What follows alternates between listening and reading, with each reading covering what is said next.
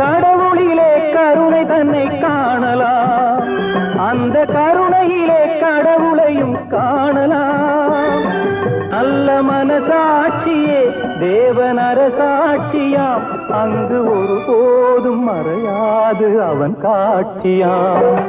ஒன்றே குலம் என்று பாடுவோம், ஒருவனே தேவன் என்று போற்றுவோம். அன்னை இதயமாக அன்பு வடிவமாக வந்து வழி காட்ட வேண்டும் என்று வணங்குவோம். பாவம் என்ற கல்லறைக்கு பல வழி, என்றும் தர்மதேவன் கோவிலுக்கு ஒரு வழி.